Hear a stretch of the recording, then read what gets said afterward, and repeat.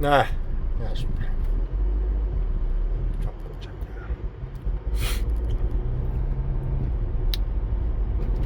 카메라를 바꾸니까 영상이 아주 좋습니다. 깔끔하네요. S26. 네. 우리 구독자들을 위해서 진작 바꿨어야 되는데, 죄송스럽습니다. 이런 게 죄송스러운 거면 우파가 맞습니다.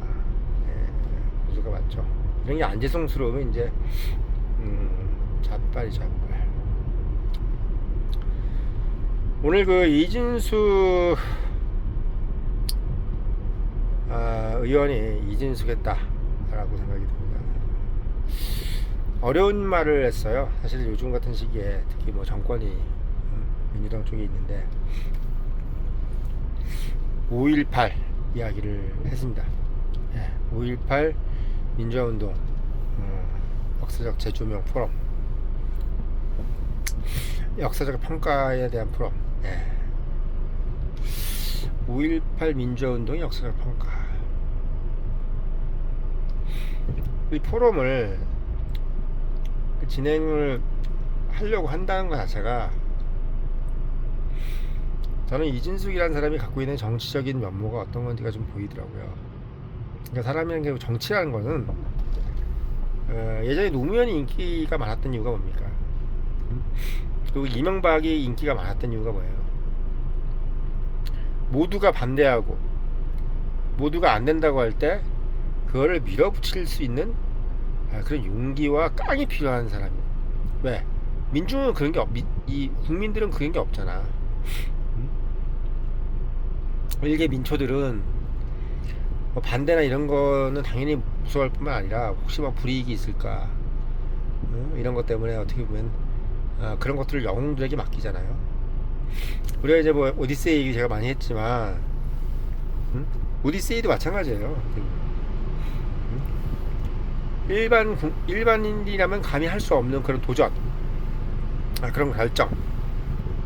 예를 들면 막 칼립소가 신으로 만들어주겠다.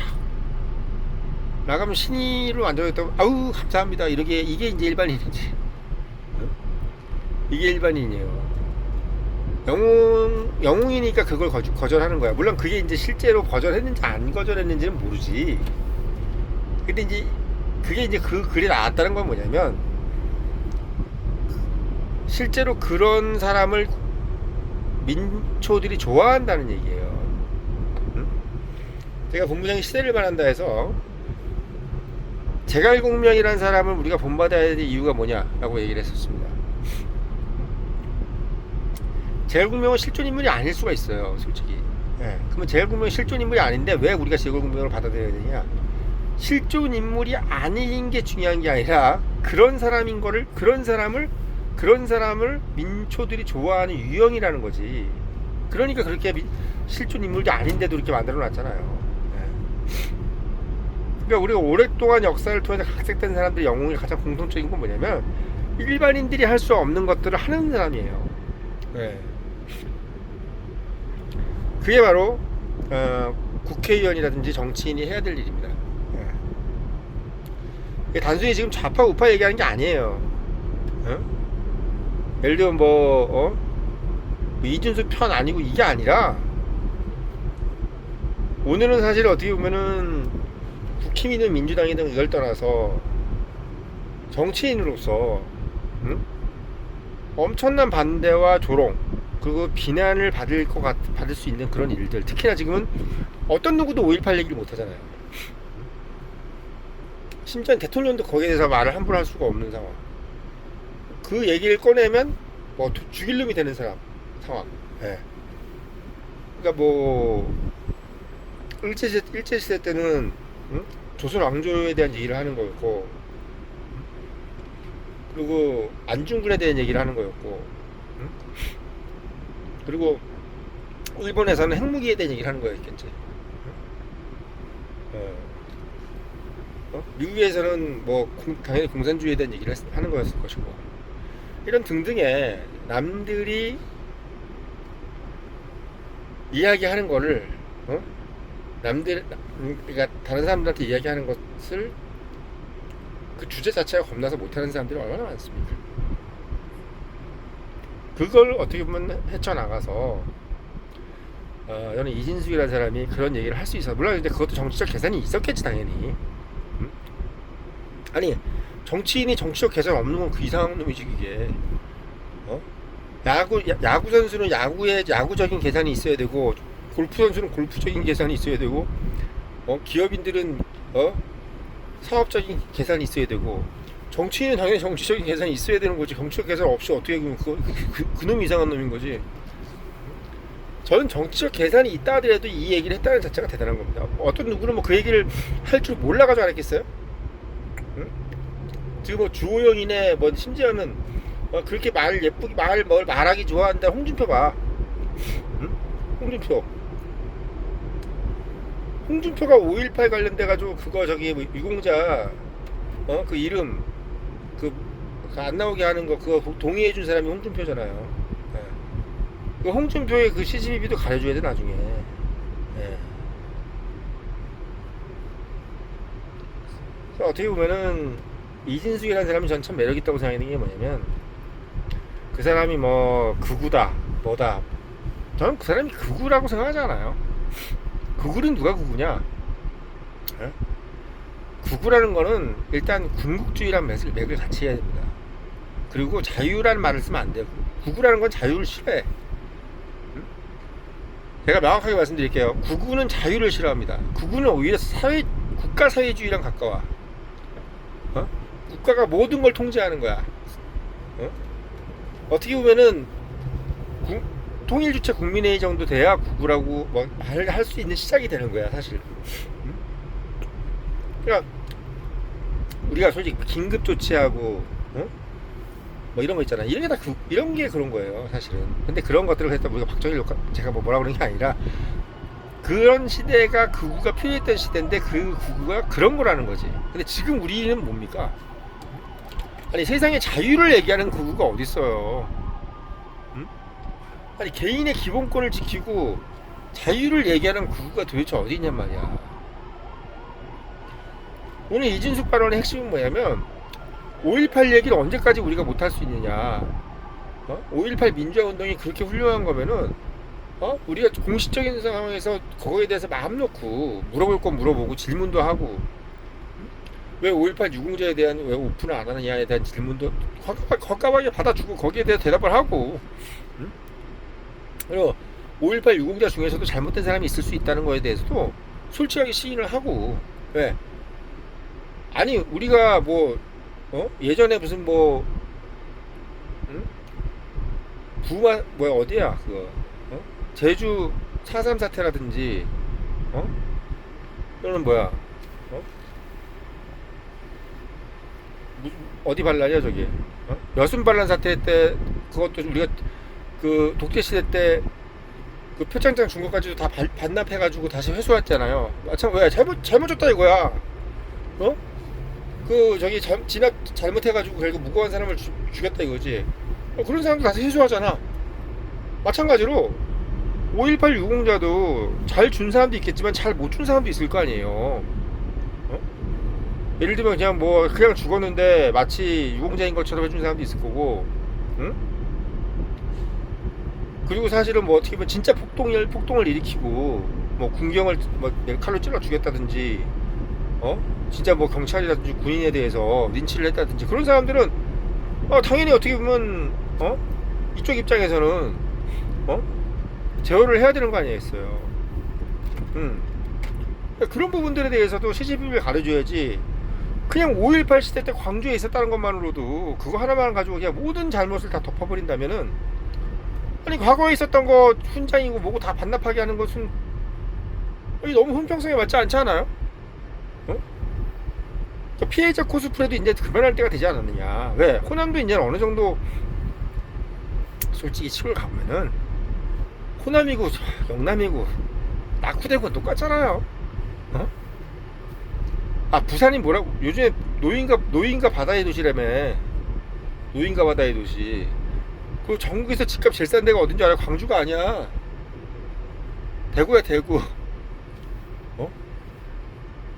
그러니까 지금은 뭐 대구나 광주나 부산이나 뭐 어디나 전라도나 경상도나 아, 도찐 개찐이야, 못 사는 거는. 응? 근데 그거를 가지고 마치 광주만 되게 뭐 못 살고 대구나 영남을 엄청나게 잘 사는 것처럼 이렇게 하는 것도 최저가 스프레드 적당히 해야 될 거 아니에요. 응? 그런 부분에서 봤을 때는 저는 사실은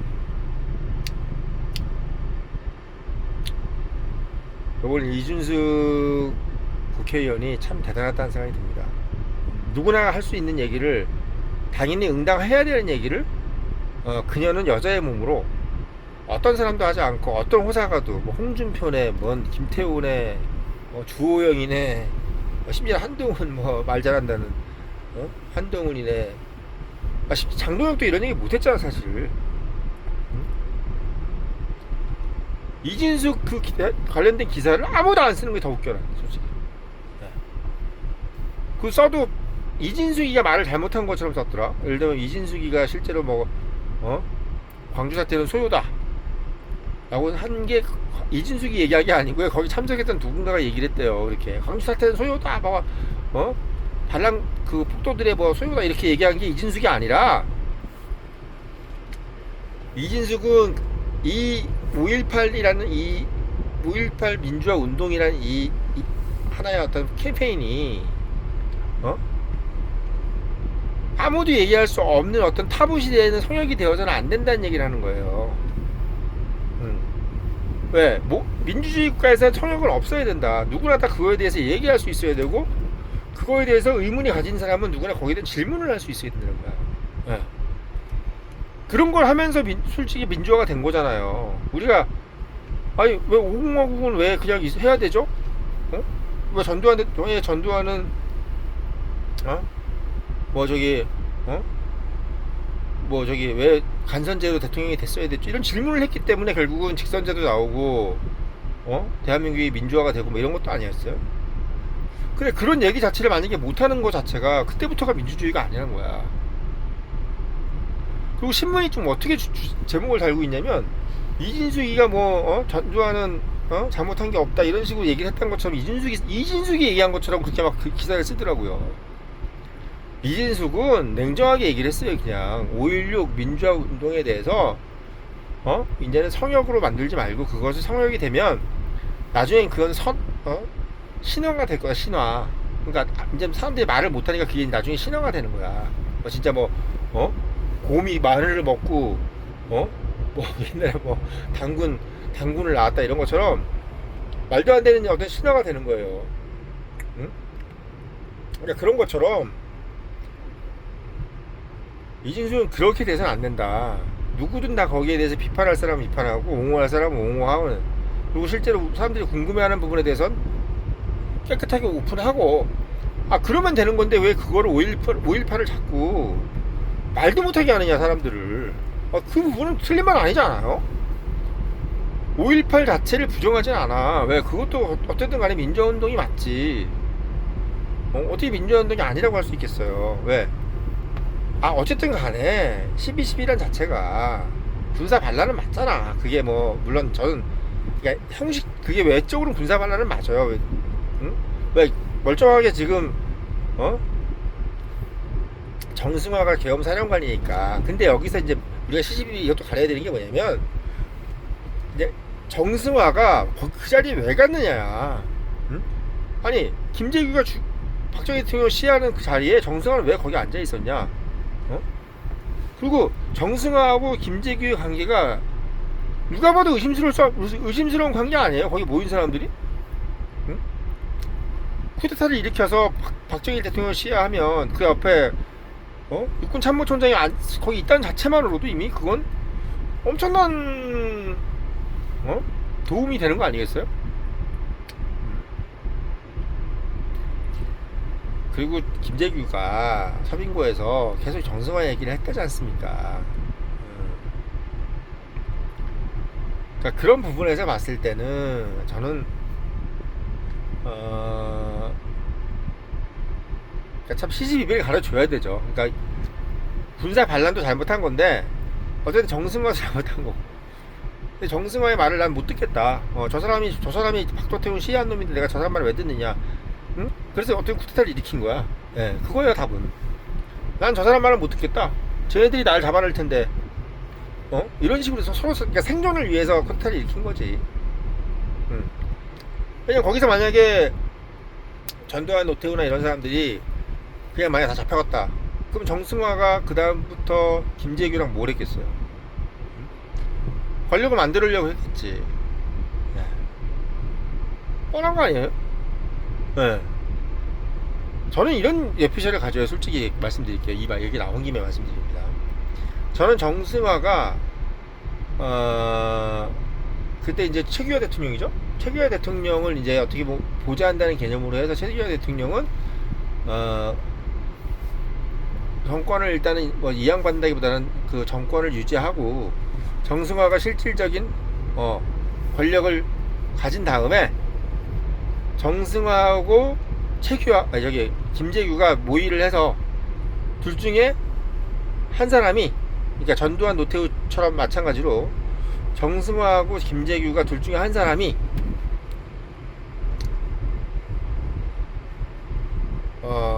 뭐 선거를 통해서 할 가능성이 크겠지. 왜냐면 그때는 이제 체육관 선거를 할 자신이 없겠지. 그러니까 선거를 통해서 대통령 선거에 나온다.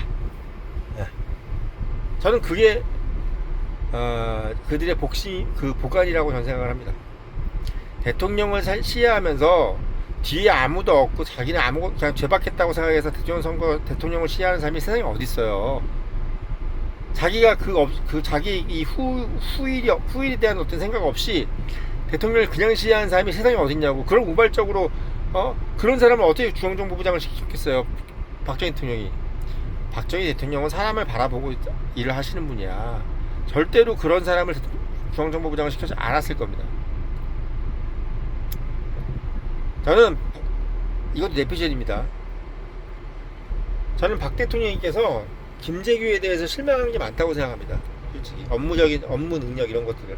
그래서 그 실망한 부분이 많으면서 그 뭐 차지철이라는 사람에 대해서 되게 나쁘게 얘기를 하는데, 제가 알고 있는 루트에 의하면 차지철이 물론 그 사람도 오바를 많이 한 사람인 건 맞지만 자기 관리가 되게 철저한 사람이었다는 얘기를 제가 들었습니다. 부모님들을 통해서.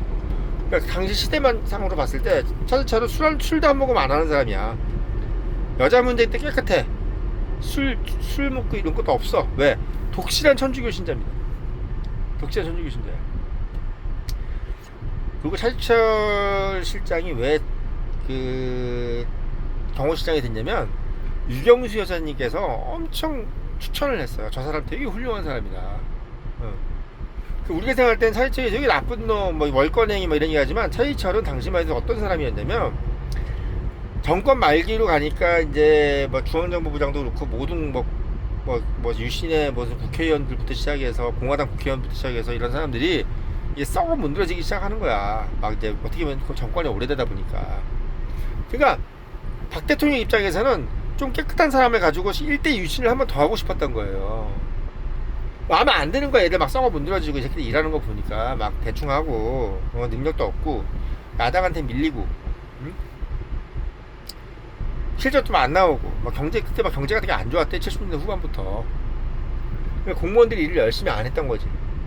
그러니까 박 대통령은 그것 때문에 힘들었던 거예요. 여자 생각이 나서 씨바쓰리가를 먹었던 게 아니라 나라가 제대로 안 돌아가는 것 때문에 너무 고민을 많이 했는데, 차지철이 거기에 대해서 박 대통령의 마음을 읽은 거야. 그리고 돌아가신 유경수 여사님께서 마지막으로 추천한 사람이 바로 차지철이었기 때문에 차지철하고 있으면 유경수 여사님하고 같이 있다고 생각했던 거예요. 이게 제 에피소드이고 제 종합입니다. 이거. 그러니까 제가 이 말씀을 왜 드리냐면, 제가 5.18 이진순 얘기가 이 말씀 왜 드리냐면, 이런 식으로 누군가도 이렇게 내피셜도 자기 얘기해 볼 수 있어야 돼. 왜냐면 난 이런 게 의심스럽다. 난 이런 거 이렇게 되는 것 같다. 그러니까 확정짓지 않더라도 지금 이것도 5.18도 이거 뭐야? 우리가 12.12 군사 쿠데타도 그렇고 뭐 이것도 그 쿠데타에 대한 실체는 밝혀졌지만, 정승화에 대한 얘기는 솔직히 아직까지도 미궁에 빠져 있잖아요. 그리고 김재규가 도대체 박정희 대통령을 왜 죽였냐에 대해서도 너무 빨리 암살을 했기 때문에 잘 지금 밝혀지지가 않고 있잖아. 그 부분에 대해서는 뇌피셜을 얘기할 수 있는 사람들이 많아야 되고 의심을 가질 수 있는 사람들이 많아야 된다는 얘기야. 많을 수밖에 없다는 얘기예요. 그런 상황에서 마찬가지로 5.18도 11.6 당시도 되게 솔직히 의문이 나잖아요. 왜 죽였을까? 도대체 뭘까? 김재규는 그렇게 사랑받던 사람 왜 죽였을까? 아직도 뭐 이 사람 뭐 치정이다 뭐다 뭐 충성경쟁심이다 뭐다 말만 하지 실제 정확한 기억이 없잖아요. 뭐 미국이 뒤에서 있었다. 근데 제가 들은 정보는 뭐냐면 김재규가 업무 능력이 별로 안 좋았대요. 예. 김재규가 일을 처리가 되게 꼼꼼치 하지 못하고 해서 하다가 자꾸 픽사리라고 그러고 평소에 술을 너무 많이 먹어가지고 간이 너무 안 좋아서 입에서 구취가 엄청 났다는 거야. 입에서 구취가 엄청 났다는 거예요. 그러면서 박 대통령이 어떤 그 총회에서 멀어지기 시작했던 것은 다 알고 있었던 얘기래요, 사람들한테 이미. 네. 근데 그럼에도 불구하고 박 대통령께서 계속 그 기회를 준 거야. 왜? 그 뭐 구미 동양 저기고 또 육군사관학교 또 저기고 막 아무튼 후배고 막 그래가지고 엄청 그 예뻐해 줬다는 거야, 김재규를. 우리 구독자분들께서는 정확히 알고 계셔야 돼. 이거는 사실은 저보다 나이가 많으신 분들이 많으시니까 아마 제가 말씀드리는 거에 대해서 나름의 의견이 있으실 겁니다. 그 의견도 좀 적어주시고요. 네, 저도 신뢰받을 수 있는 소식통해서 말씀을 드리는 거니까. 마찬가지로 5.18도 이제 더 이상 우리가 솔직히 12.6 얘기 예전에 심수봉이가 어디 가서 말 못하게 하고 막 그랬잖아요, 솔직히. 뭐 이거 절대 얘기하면 안 된다. 어디 가서 입 다물어. 그 심수봉이가 사람이 무서워가지고 어디 가서 12.6 내내 한마디도 안 했대잖아. 전두환 하나 잡혀갈까봐. 마찬가지로 이제는 5.18도 잘못 유공자 된 거는 다시 돌려야 되고, 그리고 거기에 대해서 이게 100% 그냥 무조건 저기냐 민주화운동이냐에 대해서도 시시비비를 가려줘야 돼. 그게 한국이냐. 한국인들은 믿질 않아. 한국인은요 의심을 너무나 잘하는 민족이에요. 한국인한테는 정말 민주주의가 제일 맞는 나라야. 제가 봤을 때 한국인이 의심이 많아가지고 이거를 참지를 못해요. 제가 생각할 때 일제시대 때 일본 애들이 한국을 관리하기가 제일 힘들었던, 제가 그걸 봤습니다. 기록을. 왜 힘들었느냐? 한국인은 말을 해도 믿질 않는다는 거야. 일본 사람들은 뭔 말을 하면 다 믿는데 한국인은 말을 하면 믿질 않는다는 거야. 그러니까 행정적으로 되게 힘든 민족이라는 거야. 근데 왜 힘드냐? 일본은 군국주의였잖아요. 위에서 하면 무조건 해라 이런 거, 그러니까 오픈되지 않는 정치이기 때문에 그런 방식으로는 일본 사람들은 따라도 한국 사람들은 안 따른다고. 예. 한국인들 자체가 이 민주주의가 아니면 이게 통치가 힘든 민족이에요. 예. 선거니 뭐니 해서 이게 정확하게 나와야 되고, 선거 자체도 지금 되게 불신하고 있잖아요. 그만큼 의심이 많은 민족이란 말이야. 그것도 합리적인 의심을 하는 민족이에요. 솔직히 이런 의심한다는 자체가 이미 있단 얘기야. 있단 얘기라니까. 5.18 관련된 것도 마찬가지고, 이런 것들도 우리 한국민들은 멍청한 민족이 아니야. 지금 부정선거 하다가도 결국 어떻게 됐어요? 부실선거 드러났잖아. 그러니까 또 부실선거가 오래된 부정선거니 뭐 이런 얘기 하는데, 부실선거가 부정선거지 뭐예요? 부정이라는 게 뭐야? 의도를 가지고 있다, 이거와 상관없이 바르지 못하다는 거 아니야. 바르지 못하다, 그게 부정선거지. 뭐가 다르게 부정선거야. 그게 의도됐든 정권자의 권력자에서 의도됐든 아니면 선관위 직원들이 잘못을 해가지고 그렇게 됐든 다 마찬가지야. 그냥 다 마찬가지 부정선거지 뭐. 그게 뭐 저기 뭐야 이승만 대통령이 지시를 하지 않고 뭐 이기붕이 밑에서 똘마니 그걸 했든 뭘 했든 결국은 다 그것도 부정선거라고 그러잖아요, 우리가.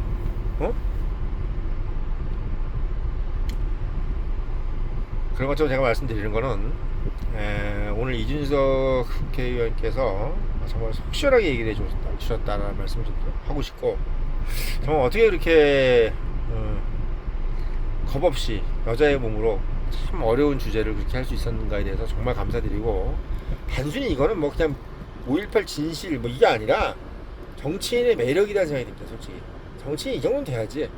응. 이진숙이 정말 100명, 200명, 300명 국회의원보다 낫다는 생각이 좀 들어요. 오늘 최민희를 압도적으로 한번 눌렀습니다. 최민희 같으면 과연 이런 말을 할 수 있을까라는 생각이 좀 들어요. 이진숙 오늘 정말 마음에 들고, 저 개인적으로 이진숙 사랑합니다. 좋아합니다. 예뻐합니다. 동의합니다. 다 좋아요. 이진숙의 뭐 생긴 게 중요한 게 아니잖아요. 이진숙을 정말 마음에 들어한다라고는 이진숙 팬의 입장에서 오늘 영상 올렸고, 늘 말씀드리지만 이런 인사이트를 가지려면 본부장이 말한다. 14,700원짜리 좀 화끈하게 좀 사서 주변 청년들에게 좀 뿌려주시고요. 청년의 유료 구독도 좀 화끈하게 유료 구독 좀 해주셔서 더운 여름 좀 확실하게 보낼 수 있도록 부탁드리겠습니다.